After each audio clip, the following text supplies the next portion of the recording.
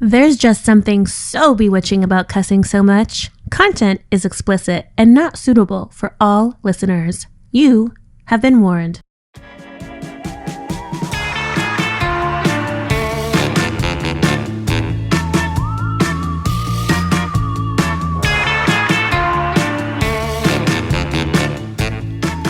Welcome. You are listening to Bewitch Banter with two best friends. One skeptical, looking at you, Ames, over there. And our resident believer, Krista. Talk about the universe, its beauty, and all its mysticism.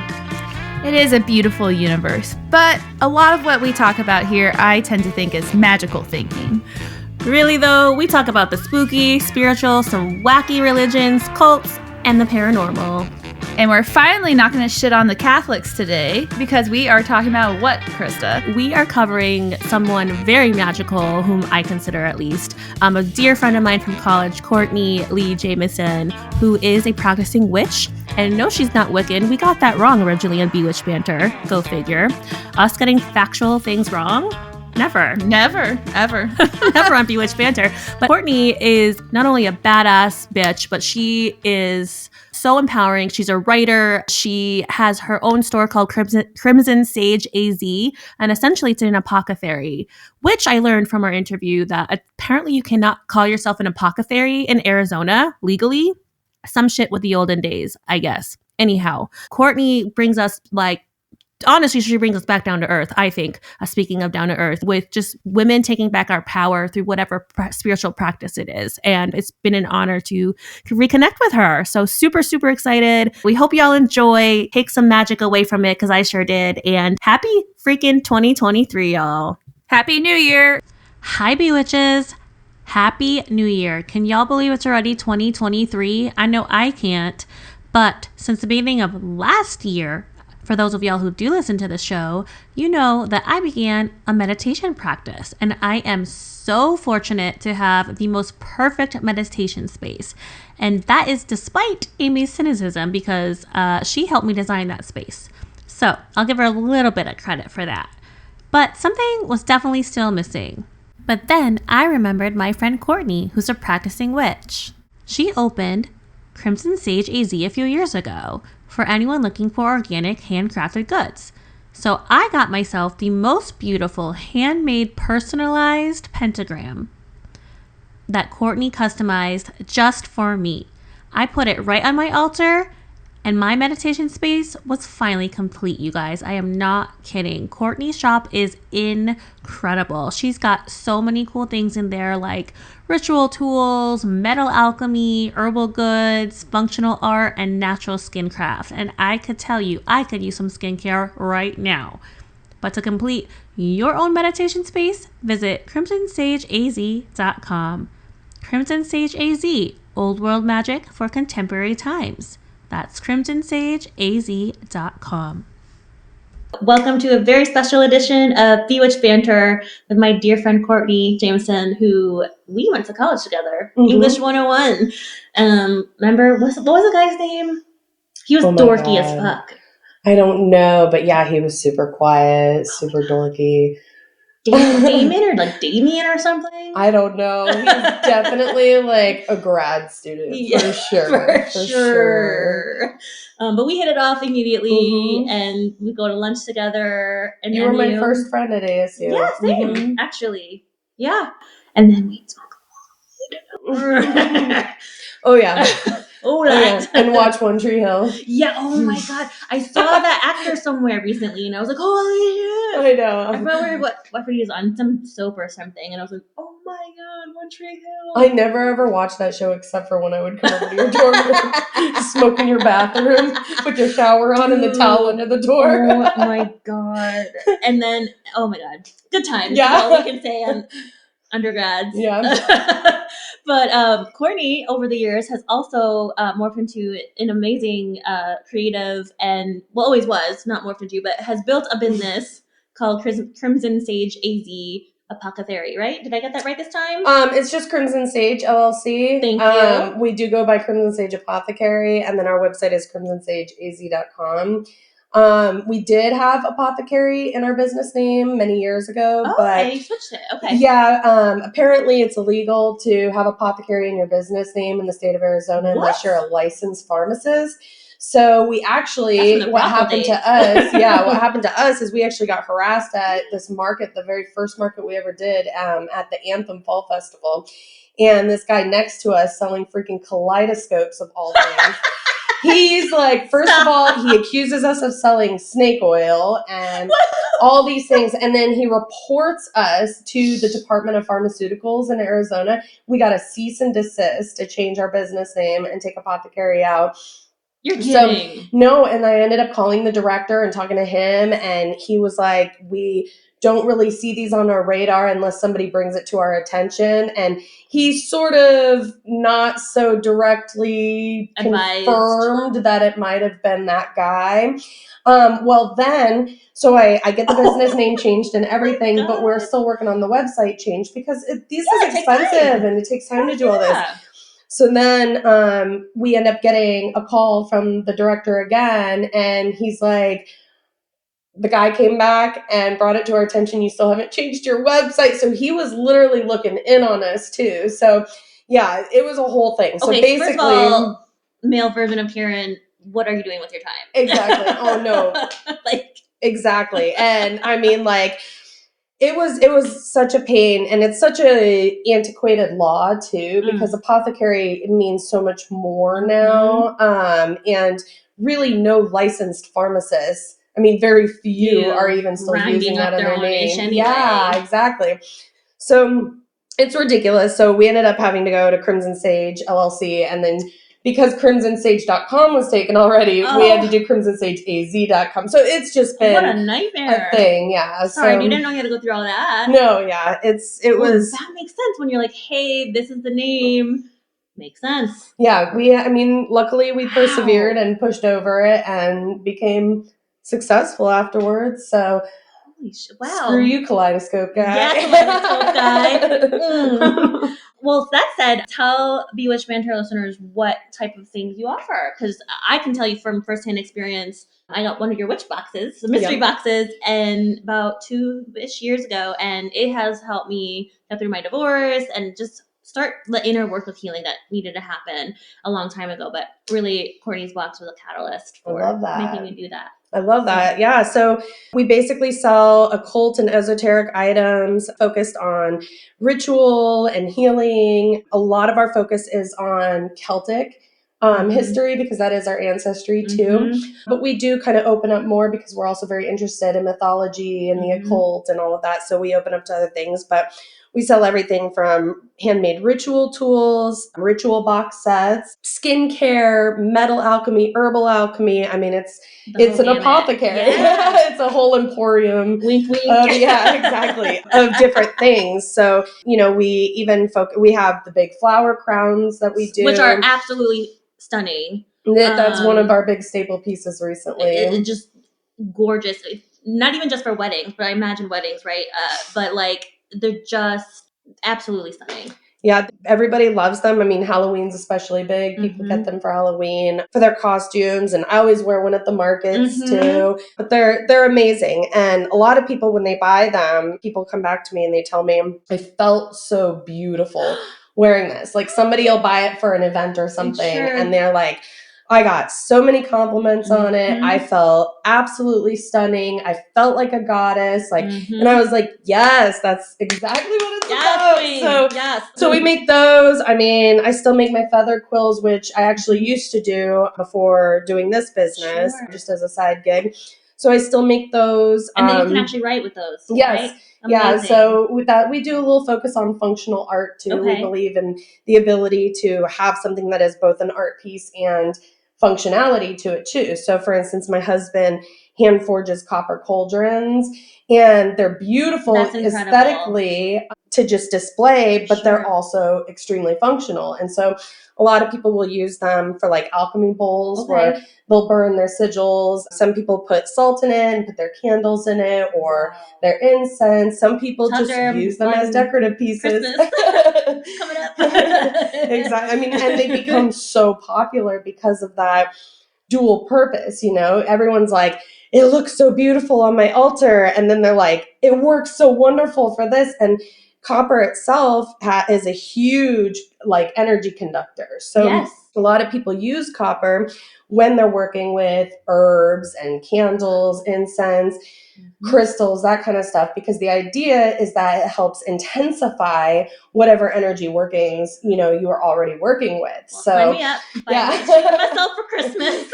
Yeah, Christmas present. That's they're incredible. very nice. Yeah, so we do a wide range of things. I mean, it's really dependent on what we are inspired by at the time, what we kind of learn to do just in our own time and on our own craft. For the most part, everything we do make is something that we actually utilize in our own rituals, in our own home, however we want. So everything is like authentic in that way. You know what I mean? Amazing. Well, you are the truth, like for real. Like Courtney, speaking about that this is the real thing. Thank you. Real deal. But tell us more about, because I know I got it wrong initially, that I mistakenly, when we did our first ad read, over about a year ago, and we were launching Bewitch Banter, I assumed, and that's my bad, I assumed Wiccan. So tell us, correct us, set the record straight, please. What is your actual witch practice and beliefs? Okay. Well, simply said, Wiccan is witchcraft, but witchcraft isn't Wiccan. Okay. So it is a part of it. So witchcraft is, and I'm going to talk more modern witchcraft, because obviously it's changed in our current landscape so much. But modern witchcraft has really morphed into this ideal of sort of going against the norm, or the grain, so to speak, going against society's pressures and conditionings. A lot of people are finding themselves in witchcraft right now for a space of healing, sometimes for trying to, understand something more than themselves, while also understanding more about themselves. It's sort of also, the connection to nature is huge. People are connecting now to nature, especially now when we're talking about things That's for you, Aga, by the way. This episode for you, because you asked for it. Well, when I had the best thing here for you. Well, when we're talking about, climate change and all of these things right now, and global warming, a lot of it, we are so out of touch with what our earth is, what nature is, what it's all about.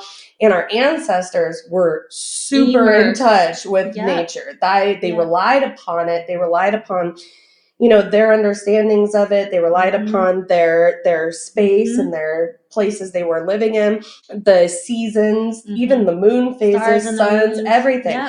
So we've lost touch, I think, over the many, many a years, probably since the Industrial Revolution. But we've lost touch with a lot of that. And I think what people are finding now is that as they're connecting to something as great as the earth, they're also finding something great within themselves. And they're creating then this connection where everything then becomes connected. Symbology becomes super important. Plants, animals, stones, crystals, we talk about all that kind of stuff. Even the seasons, we celebrate the Sabbats, the turning of the wheel. All of that has to do with this connection to nature. And we can connect to nature, we can connect to ourselves, and then we can connect to other people. So it spawns and blooms into, all of these different ideals. You start to share more compassion. You start to understand people and things and certain ways of things more. I like to think of the Celtics and how death was not feared. It was accepted and as honored. A part of the cycle. And it was honored, especially during, Samhain season, when we connected with our dead. We reconnect with it. Dia de los Muertos is all that. Halloween, it's the same thing. I guess I'm thirsty now. Cheers. She made a lovely cocktail. What do you call it? It's stunning. It looks stunning and it tastes amazing. It's a lavender lemon gin and tonic. And it's absolutely delicious. Absolutely delicious. Much better.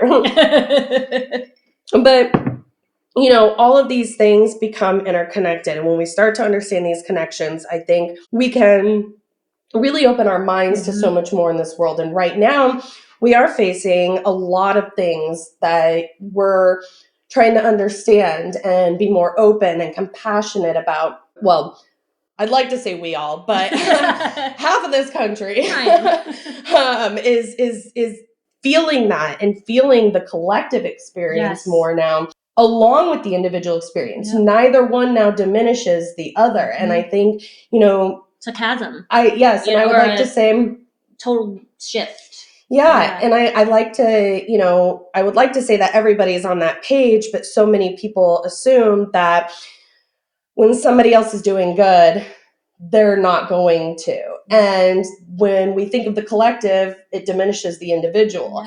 But it doesn't. And I think that we've seen it work on so many levels where we can both have the individual experience and the elevated individual self-love, all that kind of stuff, while also having compassion for the world and thinking of the collective, thinking of your community, thinking of your society, all of those different things.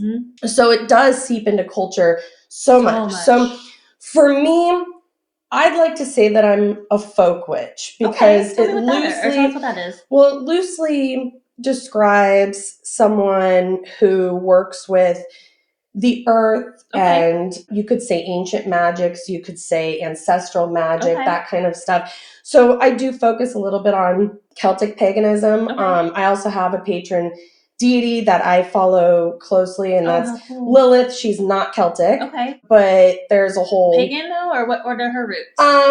There's a lot. Give us the highlights. Probably more like ancient Sumerian. Oh, how cool! She's got a lot of connections with Inanna. She's also, I would say, Hebrew too, because there's a lot in the Hebrew Bible about her. There's some old stories about it. There's a lot of mythology. That's awesome. It goes on, so it's hard to start where, but there's a lot of depictions of her. But there's different reasons why I follow her and work with her. But a lot of my magic, is crafting with nature and with botanicals, with herbs, that kind of stuff, making those connections, those utilizing the symbology of what those things represent, utilizing them for the healing purposes that they have for their folklore, so to speak, too, and legends. So that's mostly what I'm interested in. I loosely describe myself as that if I'm going to put a label on it, just because that is my focus. Sure. But I can tell you I'm fascinated by every aspect of the occult. So then when we talk about witchcraft as a whole, it very much ranges. So there are some people who don't actually practice witchcraft. Their version of practicing witchcraft is activism. So they manifest positive outcomes through their activism. So some witches, that's their witchcraft. Quick anecdote, my sister is an OBGYN, and she is also a public health professional, obviously focused on women's health, and which is one of the many reasons she never moved to Arizona, because she can't be an abortion provider here, especially not now. But she's recently, in the last month or so, she's like, Chris, I want to get a tattoo. And I was like, whoa, okay, cool, that's badass. And her idea is the uterus shape, but the outline of the flowers that used to induce natural abortions. And I was like, that is so witchy of you, and I love it, and I'm here for it. And a side note is, to your point, that's how she practices, even though she's a physician. And I would consider that now in this conversation a form of magic. Yeah, exactly. I mean, that's the idea. I think, there's parts of witchcraft too that talk about this idea of manifestation. And, when we talk about manifestation, we don't talk about poof, and you've got something. We talk about the idea of setting an intention, putting in the work, working towards that thing, and getting an outcome. And if you don't get that outcome, reflecting and maybe taking a different path or looking for a different outcome, so it's all work. It's not that we're sitting here and burning herbs. And I've had people ask me this, like, what does it look like when you do a spell? Do things appear? And I was like, I love it. Not unless I'm tripping on something. Like, no, it's not really like that. You can have divine experience without, the apparitions or anything like that people just assume. And a lot of ritual that's taken place, at least in my household, is more blessings, protection, honoring things, honoring people we've lost, honoring people we have, that kind of stuff. It's all but there's a lot of different types. So my point is that, when people do mix up Wicca with witchcraft, Wicca is witchcraft, and that is a part of it. But Wicca is an actual, very specified it's actually classified as witchcraft. A religion, right? Yes, and it's been around for a very long time, too, and there's different subsets of it, too. Some people consider it a closed practice. Some people are solo practitioner Wiccans, but it is a lot more of a specified part of witchcraft. And it kind of, even witchcraft itself is pagan, but paganism isn't necessarily witchcraft, because pagan kind of then opens up in a larger umbrella, because it's pretty much anything that isn't necessarily like Christian. God forbid. Yeah, and it's even a little bit more specific than that. Yeah, so how bad the Catholics are. Oh my God! But that's the part too. There's the other down with the Catholics. But you got to understand too that even in Catholic religion, there are mystics. There are people who, since ancient I was times, raised Roman Catholic. Yeah, my mom basically said, do what you want, but this is how you'll get a little, CCD, and then peace out. But isn't it funny how we talk about how spells are bad, but yet Catholics are so deep-seated in their ritualism and their iconography and their symbolism. Yeah, like all of that kind of stuff. Messages, spirits, angels. So the idea is that, mysticism, witchcraft, all of it seeps into so many cultures, so many religions, so many things. And I think in modern times, the best way you can describe it is somebody, going against their established norm, going against their preconditioning, reconditioning themselves to believe in something more about themselves and other things. And that's not to say that people who aren't involved in, witchcraft or paganism, don't do that and don't transcend in other ways. But I think for people who are spiritualists and want to attach themselves to something bigger, and the biggest part too is the autonomy. Yes. When we talk about institutionalized religions, everything has a set how to do things, how you have to be. Yep. With witchcraft, specifically with witchcraft, I'm not going to say with paganism, but with witchcraft specifically, there's so much autonomy. So when we talk about green witches, kitchen witches, folk witches, even people who just don't define themselves and just they're a witch, when we talk about all of those things, it's because people are taking the control back within themselves and creating their own path and their own way of spirituality or mysticism or, whatever it is that they attach to. So long-winded answer. So beautifully said. And thank you for clarifying, because I know I broad stroked the brush like so many of us do, right? Unfortunately, the old Catholic lens and other major religions are really what get the attention, or have gotten the attention for so many centuries. And I think it's so funny.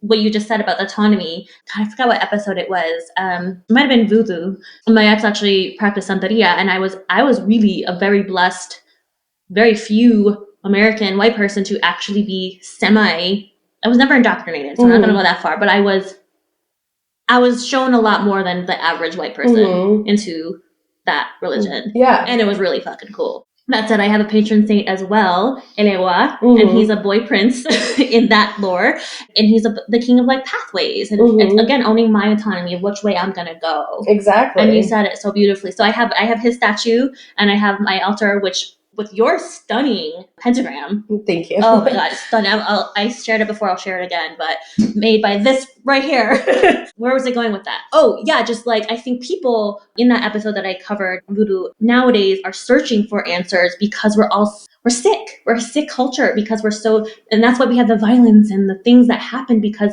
I think mental health has never been addressed at the root. And I think witchcraft is a form of people taking that DIY sense and autonomy back. Yeah, in a lot of ways, absolutely. And, I think too that sometimes we find ourselves in a, certain crossroad, so to speak, where we're like, okay, what direction are we going to go? I can tell you I found witchcraft through healing, through needing to heal, Yeah. through needing to have the semblance of ritual and connection to something more. Because it was after college, right? When you came to Witchcraft? Yeah. I mean, I had been active in it when I was a teenager, and then I kind of stepped out of it for a long time, and I came back into it about 5 or 6 years ago. You know, I was personally not in a good place in my life. I was going through a lot of depression, and I was trying to find something to, you know, poetry wasn't enough for me at the time. It wasn't, I needed another. She's a phenomenal writer too, y'all. Thank you. I'm just lifting Courtney up. Please say. True. But it was something I turned to because I was looking for ritual. And I started with the Sabbats because it gave me a good semblance of the wheel and how the seasons work. And so for mine, sorry, is that those are the rituals or those the Sabbats are the holidays. Okay. So like our next one coming up will be Yule. We just got done with Samhain, which is the same night as Halloween. Yule is the same night as Christmas Eve. Basically, the pagans had divided the year into essentially 4 holidays, 4 fire festivals that we know of. And then they later, I think the Wiccans actually, and Robert Graves is actually a writer, and he created a lot of ideas about the triple goddess head and sort of wrote on a lot of that stuff. But at that time, too, they had incorporated the solstices and the equinoxes into it, too. So you have a total of 8 seasons. So the cycle starts with Yule, which is what's coming up next. Then we have Imbolc, Ostera, Beltana. Hi, Kitty. Say hi. Beltana, Letha, Lughnasadh, and then Mabon and Samhain. So they're all the 8 Sabbats. So the idea is that when they were being basically celebrated in Europe at the time, these were the different times that the wheel had turned, the seasons had changed. So it also goes based on the sun positioning. Farming was a big one too. So like Lughnasadh is usually the very first harvest in Northern Europe. And that's where they harvest their grains. And then in Mabon, they're harvesting, you know, fruits from the orchards and pumpkins and things like that. So it goes based on like different harvests and stuff. But what you can do in modern times is you can sort of take that, like, we're in Arizona. We have 0. I mean, we've got like 3 seasons. And don't give me that bullshit go up north, because that's not New England. In Phoenix, at least, it's like, so how do you celebrate, you know, an entire wheel when, you know, we kind of skip fall in a sense, you know, we kind of skip some of these in a sense. The idea is taking the ideas from each season and applying it to where we are now. So then you can kind of discover parts of yourself too. Certain seasons you thrive in versus times that you don't. People back east, they always talk about, what is it during winter? Winter depression? Seasonal affective disorder. There it is. I was going to call it winter depression. I discovered, that's so clinical. Well, in Arizona, I discovered my seasonal affective disorder happens during the summertime because it's so extraordinarily hot and here. You're stuck inside. And so the difference is you start to learn where you're at and stuff, and you know how you work with the seasons too, specifically. If you know you thrive better during one season or another, and then as you're celebrating them, you can sort of prepare for the seasons and all that kind of stuff. So that was sort of my first, you know, dive into it all, and it also helped me because it helped me with correspondences and symbolism. So talking about, you know, what herbs are good for protection. Well, you've got bloodroot, you've got rosemary, you've got sage, you've got mugwort, you've got all of these different things that are good for that. And so you start to learn those different correspondences. Well, what about for stones for protection? Well, you've got black tourmaline, you've got crystal quartz. So you can start making these, again, connections. And they just start, once you start learning about and noticing one, you you start opening up so cool. Many more, and it just becomes incredible learning about all these different things. So that's the other thing, is reading and sharing knowledge, listening, all of those things, which is also something that we can apply in modern times in our daily lives. So exactly. Listening to people. There's a thought. So there's a lot, but amazing. I mean, that would be, you know, I think the other thing too is that people are just now starting to talk about this kind of witchcraft.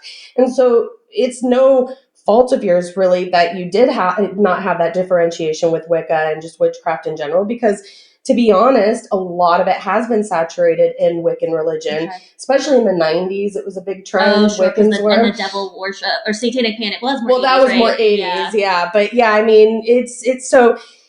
It's a lot different now, but, you know, I think people are now starting to have these conversations about what is witchcraft now. And it really boils down to this idea of autonomy and finding autonomy over your own spirituality. Take the church. Take me to nature church.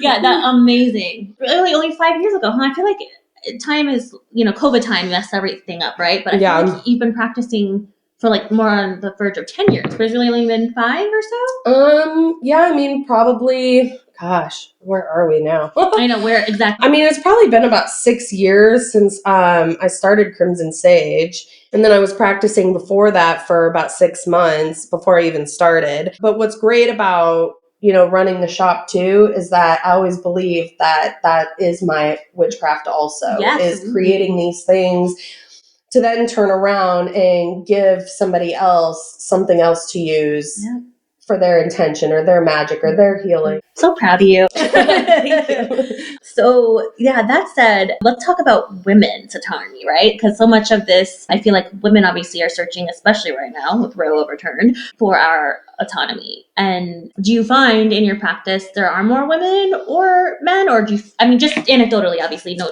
data needed, but like, just do you find that more women are drawn to it because of our need to do that healing work?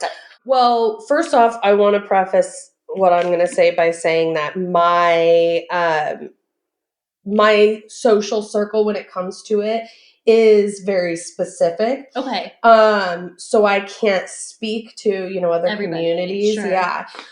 In my community and circle, it is predominantly female. There are a lot of men. That's not to say there aren't a lot of men. And then, of course, there's a lot of non-binary people and trans people involved too. So, but I do find that there are a lot more women involved, just at least in my circle. And, you know, I think there's a lot of reasons for that. But I do think that in other areas and in other circles, it's probably predominantly men. The other thing, too, that we can think of is, just like with a lot of other things, you know, the idea of mysticism and the occult and witchcraft was predominantly dominated by men and the white male patriarchy. And a lot of it was, I mean, if we talk about Crowley and, you know, even Gardner and a lot of those people who did run these orders or these, you know, sort of occult groups or whatever. We have a whole episode on Alistair, let me tell you. I mean, we called him the sex crazed right here. And there's a lot of grooming that gets involved in it. There's a lot of assault that can occur. And you know, people always say, like, for instance, certain groups that require initiation rites, you have to be wary of, because there are some groups out there trying to take advantage of people, especially young women, or vulnerable people in general. Exactly. So, you know, it has for many years, like everything. I mean, we even talk about poetry, and some people wonder about that too and say, are there more women writing poetry than men now? They've asked me that before, and I said, I don't think so. But I'm going to say, you know, with witchcraft, what I say about poetry is it once was predominantly a patriarchal thing. Men controlled the mysticism and the occult and all that kind of stuff. And they took advantage of a lot of women in the process. When we're talking about witchcraft now too, we're also taking back our autonomy. We're taking back the word witch, which is also, you know, that's another thing I've experienced is somebody has said to me, isn't witchcraft an offensive term? No, not nowadays, because witch is a word that has been taken back by people who are creating their own sense of autonomy and their own path and their own spirituality and all of that kind of stuff. And it's like, there's no right or wrong way. There's people who will try to gatekeep, but there's no gatekeeping allowed in witchcraft, because there's that goes against so nature. much, and it goes against the freedom and the autonomy that you get to experience in witchcraft. I do think that we always should be careful, and we should always practice our magic with the consent of anybody else involved. Exactly. But that's again why it's so much different now than back in the early 1900s when we talk about the occult and the different orders and things like that. We even talk about like Freemasons and stuff like that, and they're predominantly men. Yes, exactly. Which apparently my grandfather was one. Honestly, we don't have full-on confirmation, but I do have an anecdote that at his funeral, there was a guy running around, an elderly gentleman that was like livid, yelling at my aunt, who was essentially my grandparents' caretaker and everything. So at his service, this guy was like, "This is not how Masons need to be buried," and he was like carrying on, and I was like, gosh. I guess this is confirmation. Maybe he was. Who knows? Yeah, first rule of Freemasonry is you don't talk about Freemasonry. Exactly. I'm like, come on, bro. Yeah, there is no Fight Club. But that's, essentially when we talk about the occult, and we talk about witchcraft, and we talk about Wicca, and we talk about all of these things, they were predominantly white male. And now when we go back to ancient cultures, there's a lot more matriarchies.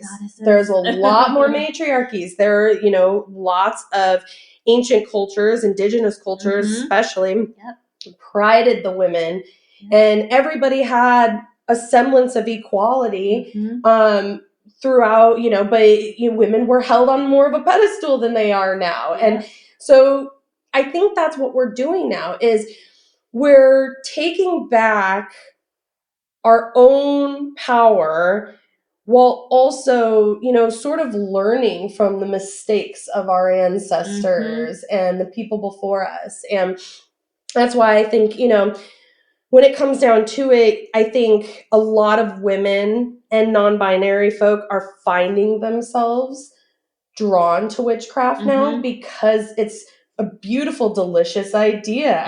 Wouldst thou like to live deliciously? Yes, thou would love to live deliciously, exactly. But the experience of that is, finding yourself, finding your true self in a world that is so large and vast and uncontrollable. The other aspect is finding what you can control in your life amongst the world with so many things you can't control. Yeah. So again, it's all that taking back power. I think, though, I would like to say that I do think a lot of men are also getting into it for similar reasons. We talk about men having been sort of groomed in their lives to be, this masculine trope that, don't cry, strong. Exactly. Yeah. And, you can't believe in that kind of stuff because it's girly, or you can't do that kind of stuff. God forbid, it's feminine. Yeah. So I think a lot of men are finding themselves in it now too, because men are saying, well, I don't need to be that way. I can find pride in myself and people around me, regardless of gender or any kind of differentiation, really. It's the big thing is, we should be accepting one another and connecting to one another while also celebrating each other's differences. Yes. And I think witchcraft does that. And again, the conversation is really just opening up about this. There's a lot of people starting to talk about this. Pam Grossman's a big one, I'm sure. Okay. Actually, tell us about her. So she does Witch Wave podcast, actually, but she's a writer too. Okay. But she's very, I guess you could say, prolific in, the witchcraft community around the world and stuff, and talks a lot about it. But she talks a lot about, these ideas of autonomy and things like that. But I think more and more people, you've got Juliet Diaz, The Altar Within. Her book is very much about, reclaiming that semblance of power and decolonizing yourself from, all of these ideas that have been pushed upon us, Which is, kind of also plays into exactly what you're saying, like generational trauma. That shit's in your blood. That shit's in your cells, DNA, your cellular DNA. And just to bring it back to like a medical standpoint, even to the point where my sister, the physician, was saying that people of color have often been more associated with diabetes. Well, guess what? It's because of all the generational trauma. It's not, and it's physically showing up, and they're just starting to test this now, like doing studies of like generational trauma on the impacts of medical illnesses. Wow. Isn't that fascinating? It is. And I mean, I believe it. That's because at the root of the trauma. You know what Yeah. I mean? Like, No, I of course, believe being an it. enslaved person is going to fuck you up. And, you know, I think as white people, it's more important for us now to decolonize ourselves from these preconceptions that unfortunately are inherent within us. Yep. But, you know, I believe a lot of times, you know, the first step is acknowledging it and, you know, trying to do better, learn, listen. And again, it all coincides, those connections back with witchcraft. You're listening, you're learning, you're sharing knowledge, you're doing right by yourself and the collective. You know, what is that? If we're all happy, we're all happy, we're all elevated, we're all better. There's lots of people who don't want that. But if we as an individual take that and take that power back, who knows? It might become more of a collective force out there. And I think it has, actually. I think it has. I think it's just starting to get there more, you know? But yeah, that's why it's absolutely fascinating to me. And there's lots of great conversations being had about it. And one thing I would say to people who are getting into witchcraft is, don't let people gatekeep, but, you know, beware of people taking advantage of you, just like in any situation. Any situation. Amy would appreciate that. Our skeptic, right, Amy? Beware. But yeah, oh my God, beautifully, beautifully said. Anything else you wanted to add or share? I mean, you're so eloquent. Thank you for sharing your practice, at least telling us about it, you know, just sharing with it, because, you know, again, to your earlier points, I think people maybe used to be afraid of it or something, you know what I mean? Afraid to express it because of the stigma. Yeah. Oh, absolutely. I mean, I think many people, I've heard many people say things like, oh, I take my pentagram star off before I go do family events and stuff because I don't want them to know and stuff like that. And here I am. I mean, look at my home, and I've got family events all the time, and I've got goddesses up, I've got statues up, you know, and I've come to the point where this is just me and this is my life. And the interesting thing about it is I really do like bringing clarity to it. And it's happened before, like where my dad has flat out asked me, like, what does it mean that you're a witch? And I've expressed it to him in this way and told him a lot of these things. And he's like, oh, I had no idea. He's like, I really did not think that that's what it all was. And so I want to bring clarity because, yes, there are people out there doing the spells. There are people out there, they're doing different things based on their practice, their culture, whatever it is that they're doing. But then there's also people who are utilizing witchcraft for a different purpose.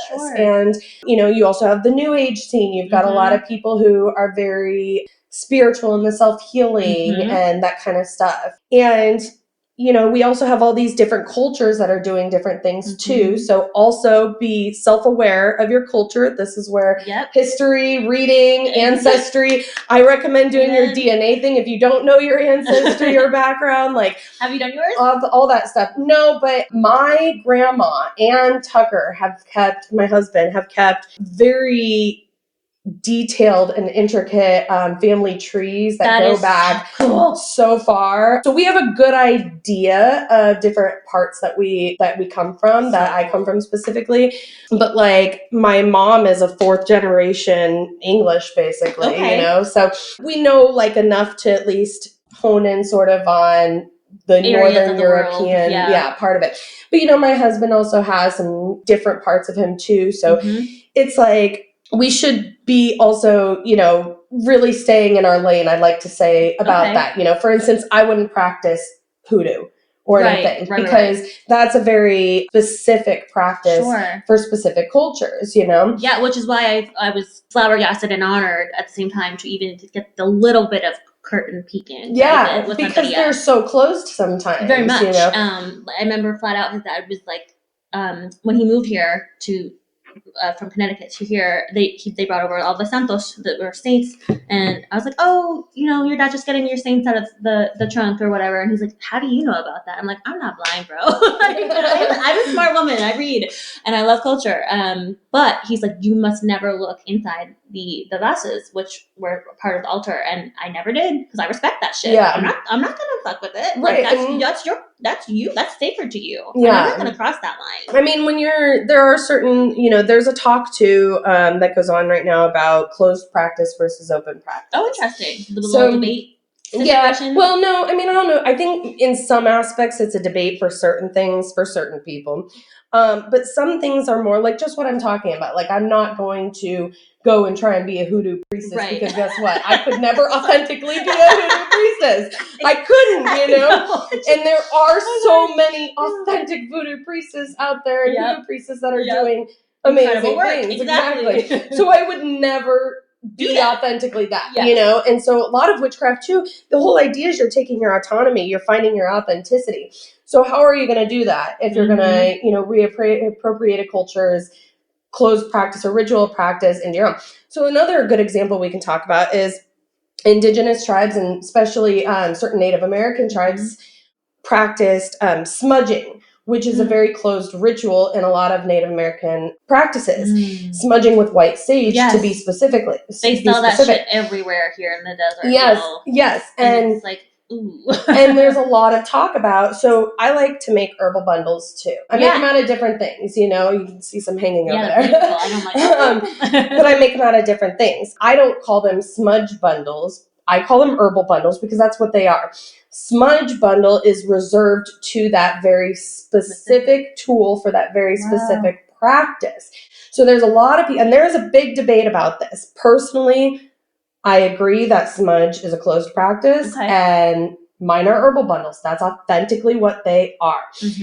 When an indigenous person has a smudge bundle, that is authentically theirs, you know? It's very much like that. So, you know, it's difficult to say because, again, I don't police anybody and I don't gatekeep anybody, but there are a lot of people who commodify off of white sage smudge bundles. Yes. And they call it that. And they're white ladies like us, you know, selling these things. There are other terms for it. There are other types of herbs that we can use, you know? And so the other thing is being true to yourself, being true to your surroundings. How can, in Arizona, how can you utilize your desert? How can you utilize, how can you utilize herbs that maybe in your own ancestral heritage were, you know, important herbs for different things? So it's very much like that. That's a really good example I can give when it comes to like that idea of closed practice. And, you know, it does take it a step further when people are commodifying off of, you know, a very closed ritual tool or practice. That's the other thing is when we're talking about authenticity and we're talking about autonomy when it comes down to it, you have to stay in your lane because that is the only way you're going to be your authentic self. And that's researching, learning, doing the DNA thing if you have to, talking to your family, doing your family tree, all that kind of stuff to really get a good grasp of where you come from. Otherwise, none of your magic is going to be authentic and none of it's going to work great for you. So, amazing. Well, we will see. Well, I won't see you because I'll be away, unfortunately, but you'll be at Witchcrafted AZ, right? Tell us a little about that and then wrap that up. Wrap this up. Well, Witchcrafted is a big event that was actually created by Dory of a small business here called Hentooth Cottage. She actually made really cool altar cloths and linens out of like vintage linens and doilies and things like that. Cool. So she was very active in the market scene and created Witchcraft several years ago before the pandemic even hit. And it started off as just a small event and there were like 15 tables out, you know, and we were selling. It was tremendous. The very first night we ever did it, seeing how many people in the community in Phoenix it brought out.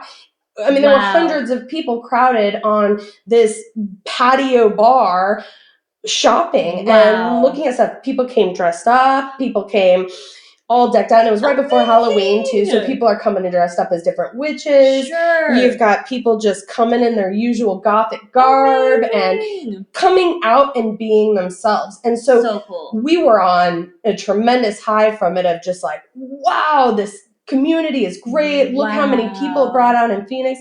So then the second one we did was the Yule Market and it was at a different location. And it was much larger. And then it brought out even more people to the point where now after the pandemic and everything, it started up again last year. It's 3 times a year. There's an Ostera one that happens usually in March. The Samhain one, which is Halloween essentially, happens in October usually. And then Yule or Christmas is in December. Yes. And so we do them 3 times a year. Dory Love it. does them 3 times a year. We participate in all of them for the most part. Yay. And now they're at Glendale Civic Center in downtown Glendale. Huge. It brings in thousands of people. I mean, we are talking this last market we had for Halloween. It was wrapped around the building for a couple hours to even get in because that's how many people showed up. It's incredible. Totally worth it. There's probably a good 80 vendors that are there, including tarot readers and other diviners. I mean, and the vendors are incredible. I mean, we have 3 spaces of our own, so we take up a good amount of space. So it's people know where we are at, and they always go there. But there's also a lot of great vendors there that are all selling different types of ritual tools and skincare products and handcrafted items, vintage items, everything with sort of that. Dory likes to represent the archetype of the witch and what the witch represents. Cool. So she chooses vendors that really cater to that ideal and that feel and that sense of authenticity. Yes. So there's a lot of great vendors. You know, a couple of my favorites are Shadow Path Parlor, Moon Goddess Market, Eternal Noir Jewelry. Okay. She's very prolific in the Phoenix area. Okay. Spellbinding. I guess I'm just giving shout outs. Well, Court, it's been such a freaking pleasure. No more shout outs for others, but shout out to Crimson Sage, AZ, my girl Courtney Jameson.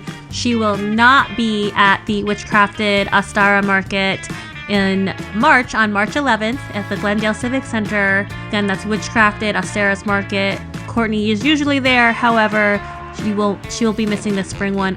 But we are hoping Bewitch Banter will be there as well. So you can come along March 11th and see Amy and I hopefully at the Glendale Civic Center as part of the Witchcrafted AZ Market.